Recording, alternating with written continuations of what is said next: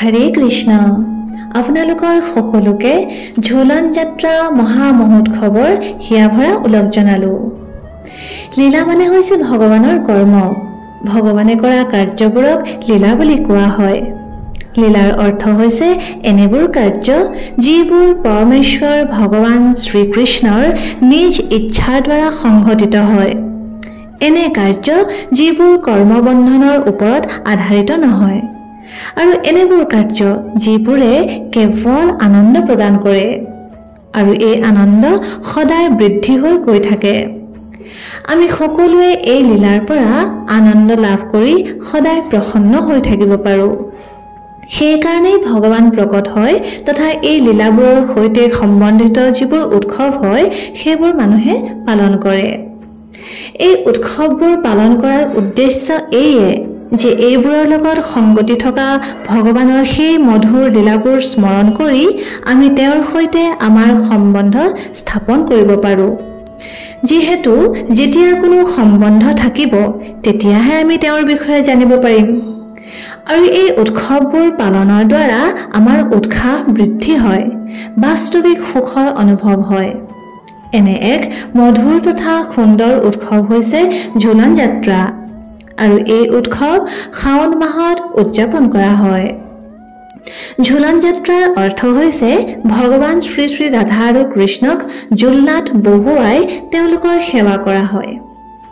কেতিয়াবা কেতিয়াবা মানুহৰ মনত এনে ভাৱৰ উদয় হ'ব পাৰে যে জোলনাত উঠাটো এটা সাধাৰণ কাম দেখোন। আমাৰ গাঁৱে ভূঞে নগৰতো আনকি পাৰ্কবোৰত জোলনাত উঠাটো দেখোন এটা খুব সাধাৰণ দৃশ্য। ইয়াৰ দ্বাৰানো কি লাভ হ'ব পাৰে? সেইবাবে আমি সেইটো খুব ভালকৈ হৃদয়ংগম কৰা উচিত যে এই উৎসৱবোৰ কেৱল কোনো এক সাধাৰণ কাম নহয়, বৰঞ্চ ই হৈছে পৰমেশ্বৰ ভগৱানৰ সৈতে যুক্ত হোৱাৰ এক মাধ্যম। দৰাচলতে উৎসৱৰ দ্বাৰা আমি ভগৱানৰ সেই লীলাবোৰ স্মৰণ কৰোঁ যিবোৰ ভগৱানে এই পৃথিৱীত থকা সময়ছোৱাত কৰিছিল। আৰু ভগৱানেনো এই লীলাবোৰ কিয় কৰে? অনুগ্ৰহায় ভক্তানাম মনুষ্যম দেহম অস্থিতা ভজতে তদৃশী ক্ৰীড়া য়া শ্ৰুত্বা তৎপৰো ভৱেৎ। অৰ্থাৎ ভগৱানে এই লীলাবোৰ এইবাবেই কৰে যাতে পৰৱৰ্তী সময়ত আহিব লগা প্ৰজন্মই নিজৰ হৃদয় শুদ্ধ কৰি তেওঁৰ সৈতে সম্বন্ধ স্থাপিত কৰি নিজৰ জীৱন সফল কৰিব পাৰে। তেন্তে আহকচোন আজি আমি সম্পূৰ্ণৰূপে এক সেৱাৰ মনোভাৱ লৈ তথা নিজৰ চিত্ত শুদ্ধিৰ কামনাৰে ভগৱানৰ এই অত্যন্ত মধুৰ ঝুলন যাত্ৰাৰ লীলা শ্ৰৱণ কৰিবলৈ প্ৰয়াস কৰোঁ। প্ৰত্যেক বছৰে শাওণ মাহত প্ৰথা অনুসৰি বৃন্দাবনত বোৱাৰীসকলে স্বামীৰ গৃহৰ পৰা নিজ নিজ পিতৃ মাতৃৰ ঘৰলৈ যায় আৰু বাল্যকালৰ সখীসকলৰ সংগ বহু দিনৰ মূৰত লাভ কৰি খুব আনন্দ অনুভৱ কৰে তথা জোলনাত বহি খেলে। ঠিক সেইদৰে ৰাধাৰাণীও নিজ ভাতৃ শ্ৰীদামাৰ সৈতে ঘৰলৈ আহি গোপী সখী তথা কৃষ্ণৰ সৈতে খুব মধুৰ সময় অতিবাহিত কৰে। যিহেতু তাত বাধা দিবলৈ তেওঁৰ শাহু জটিলা অথবা ননদ কুটিলা ওচৰত নাথাকে যে। এবাৰ ৰাধাৰাণী নিজ ভাতৃ শ্ৰীদামলৈ অপেক্ষা কৰি আছিল। আহি তেওঁক ঘৰলৈ লৈ যোৱাৰ বাবে তেওঁ ৰৈ আছে আৰু ৰৈয়ে আছে। গাঁৱৰ আন আন স্ত্ৰী প্ৰায় সকলোবোৰ ইতিমধ্যে গৈ শেষ হৈছিল, কিন্তু তেওঁৰ গৃহৰ পৰা ভাতৃ শ্ৰীদামৰ আগমনৰ কোনো খবৰেই নোপোৱাত তেওঁ অত্যন্ত দুখী হৈ পৰিল।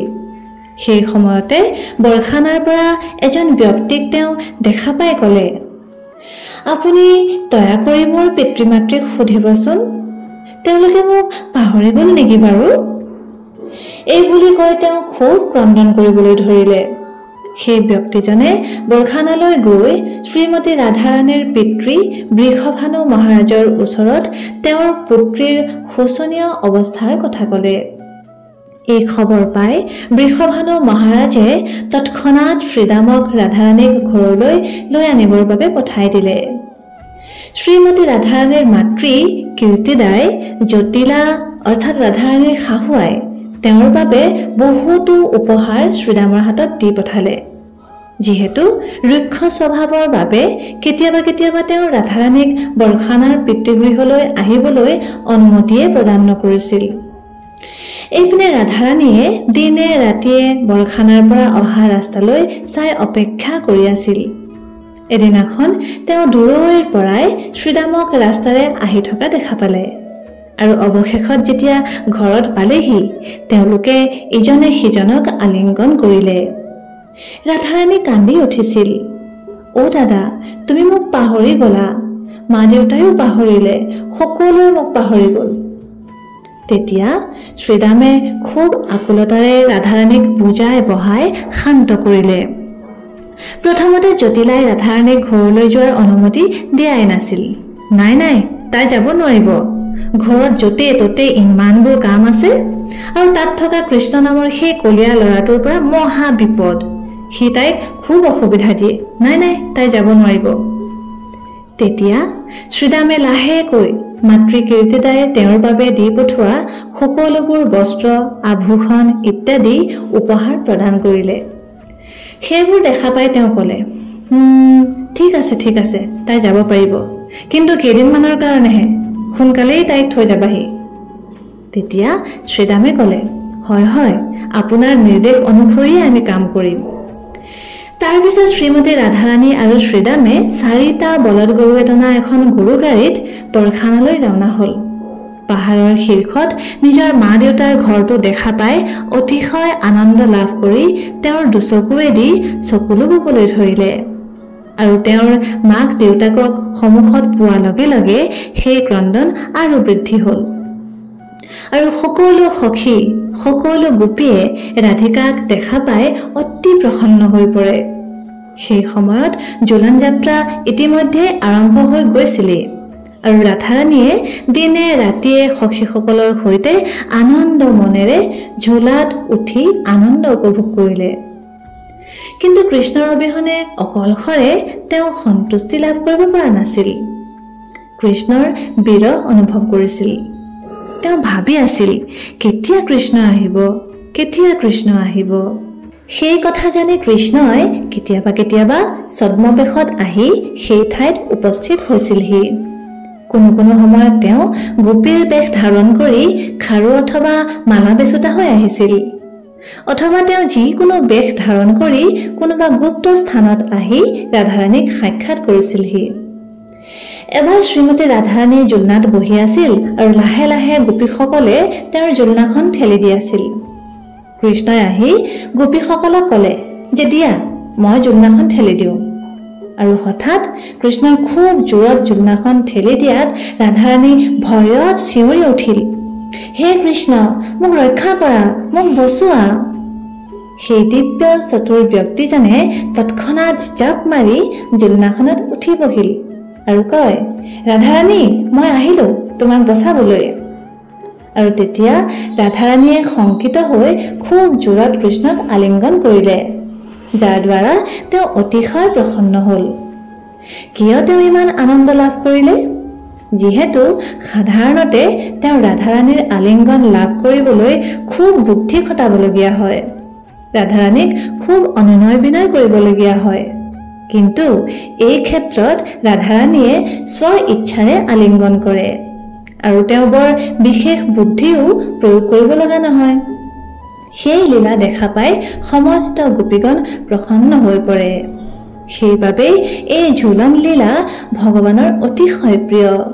যিহেতু ইয়াত কোনো ধৰণৰ নাটক নকৰাকৈয়ে ৰাধাৰাণীয়ে কৃষ্ণক আলিংগন কৰে, তেওঁৰ প্ৰিয় ৰাধাৰাণীৰ সংগ প্ৰাপ্তি হয়।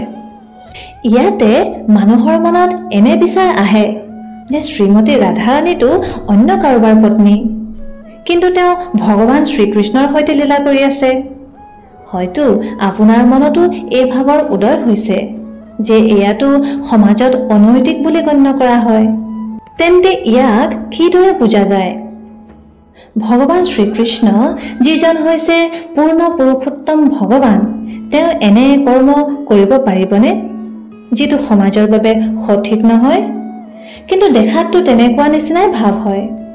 ইয়াৰ উত্তৰত আচাৰ্যসকলে কয় যে তত্ত্বৰ দৃষ্টিৰে যদি চোৱা হয় তেন্তে পতিৰ অৰ্থ হৈছে স্বামী, আৰু ভগৱান শ্ৰীকৃষ্ণ হৈছে সকলোৰে স্বামী। কেৱল স্বামীয়ে নহয়, বৰঞ্চ প্ৰত্যেক জীৱৰে গতিও অৰ্থাৎ লক্ষ্যও হয়। সেইবাবে তেওঁ ৰাধাৰাণীৰ স্বামী। দ্বিতীয় কাৰণটো হৈছে ব্ৰহ্মবিমোহন লীলাৰ সময়ত ব্ৰহ্মাই সকলো গোৱাল তথা গৰু চুৰি কৰি থোৱা বাবে ভগৱানেই সকলো গোৱালবালৰ ৰূপ ধাৰণ কৰি আছিল, আৰু সেই সময়তে সেই সকলো গোৱালৰ বিবাহো সম্পন্ন হৈছিল। তেন্তে এই গোৱাল সখা প্ৰকৃততে কোন আছিল? শ্ৰীকৃষ্ণ। তেন্তে বিবাহ কাৰ সৈতে হ'ল? শ্ৰীকৃষ্ণৰ সৈতে। সেইবাবে ভগৱান শ্ৰীকৃষ্ণই নিজৰে বিবাহিতা স্ত্ৰীৰ সৈতে ৰাসলীলা ৰচিলে তেন্তে ভগৱানে কি ভুল কৰিলে? এনে বহু কাৰণ দৰ্শাই আচাৰ্যসকলে বুজায় যে ভগৱানে কৰা এই লীলা কোনো সাধাৰণ কাম নহয়। আমি সাধাৰণ দৃষ্টিৰে চালে নিশ্চিতভাৱে ভুল হ'ব। তথা যিদৰে এখন নাটকত কোনো পতি পত্নী যদি কিছু সময়ৰ বাবে দূৰত্বত থাকে তেন্তে ইয়াৰ দ্বাৰা তেওঁলোকৰ শাশ্বত সম্বন্ধৰ বিচ্ছেদ নহয়, সেইদৰে শ্ৰীকৃষ্ণ আৰু ৰাধাৰাণী নিত্য সংগী হয় আধ্যাত্মিক জগতত। তেওঁলোকে কেৱল আনন্দ বৃদ্ধি কৰিবৰ অৰ্থে লীলাত যদি ভিন্ন হয় তেন্তে ইয়াৰ দ্বাৰা তেওঁলোকৰ শাশ্বত সম্বন্ধৰ নাশ নহয়। এইদৰে আমি বুজা উচিত যে যেতিয়া ভগৱান শ্ৰীকৃষ্ণই নিজৰে শক্তিৰ সৈতে আনন্দ লয় তেন্তে ইয়াত কোনো ধৰণৰ দোষ অথবা ত্ৰুটি নাথাকে। আৰু এসময়ত শ্ৰীমতী ৰাধাৰাণী আৰু কৃষ্ণই ভক্তৰ পৰা স্বীকাৰ কৰা সেই ঝুলন লীলাৰ কথা স্মৰণ কৰি আজিও বৃন্দাবনত এই উৎসৱ পালন কৰা হয়। নন্দগাঁৱত এই উৎসৱ 30 দিন পৰ্যন্ত হয় আৰু বৃন্দাবনৰ অন্য মন্দিৰত 13 দিন পালন কৰে। বহু স্থানত এই পৰ্ব 7 দিন পালন কৰে, আৰু ইস্কন সংস্থাত শ্ৰীল প্ৰভুপাদৰ আদেশ অনুসাৰে 5 দিন মানে একাদশীৰ পৰা পূৰ্ণিমা তিথিলৈ এই উৎসৱ পালন কৰা হয়। এই ঝুলন যাত্ৰাৰ উদ্দেশ্য হৈছে ভগৱানৰ লীলাৰ স্মৰণ কৰি তেওঁৰ শ্ৰেষ্ঠতাক, তেওঁৰ ভগৱত্বতাক স্বীকাৰ কৰা। প্ৰকৃত সুখ, প্ৰকৃত আনন্দৰ পথ হৈছে ভক্তি, আৰু সেই ভক্তি অতি উৎসাহেৰে অতি প্ৰেমপূৰ্বক অনুশীলন কৰা হয়। আৰু সেইবাবে যেতিয়া আমি এই উৎসৱবোৰ পালন কৰোঁ তেতিয়া এই উৎসৱবোৰ সম্পূৰ্ণ উৎসাহ তথা সম্পূৰ্ণ ক্ষমতাৰে পালন কৰা উচিত, যাতে ইয়াৰ মাধ্যমেৰে আমি ভগৱানৰ লীলাবোৰ স্মৰণ কৰিব পাৰোঁ আৰু তেওঁৰ সৈতে যুক্ত হোৱাৰ প্ৰয়াস কৰি এই মানৱ জীৱন সফল কৰিব পাৰোঁ, যিটো হৈছে এই মানৱ জীৱনৰ পৰম লক্ষ্য। ধন্যবাদ। হৰে কৃষ্ণ।